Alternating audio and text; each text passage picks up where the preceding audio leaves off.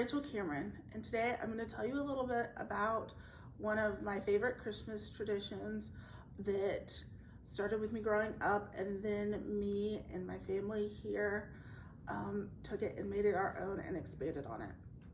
Growing up, my dad was all about traditions at Christmas time, and no bigger tradition was reading "'Twas the Night Before Christmas" on Christmas Eve.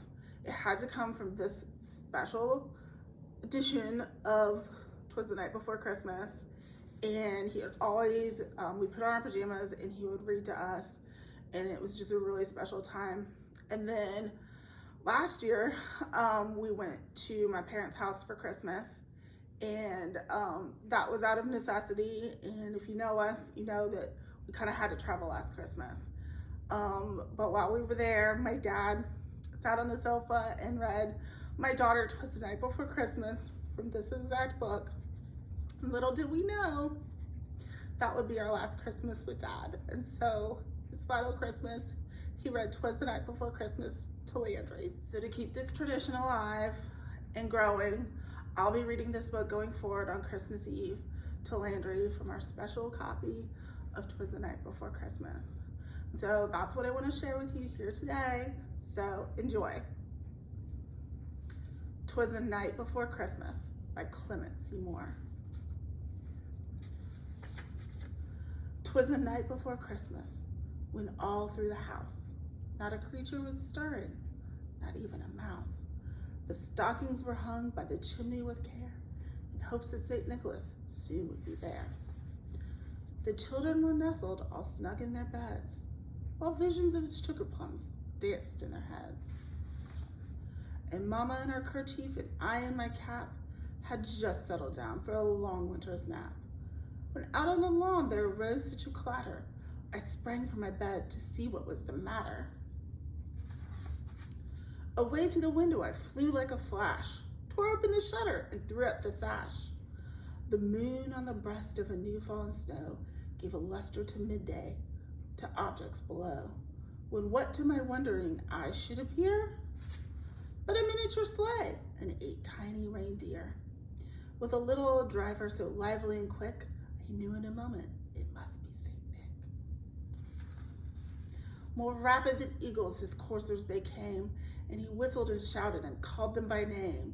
Now Dasher, now Dancer, now Prancer and Vixen, on Comet, on Cupid, on Donner and Blitzen, to the top of the porch, to the top of the wall, dash away, dash away, dash away all.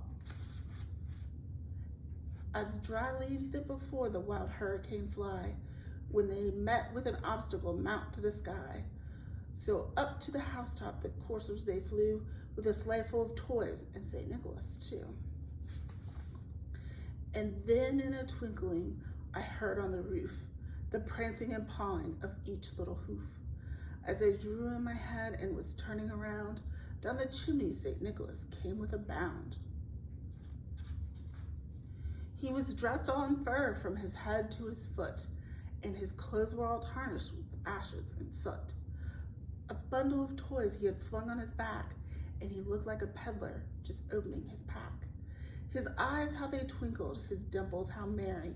His cheeks were like roses, his nose like a cherry. His droll little mouth was drawn up like a bow, and the beard on his chin was as white as the snow. The stump of the pipe he held tight in his teeth, and the wreath that encircled his head like a wreath.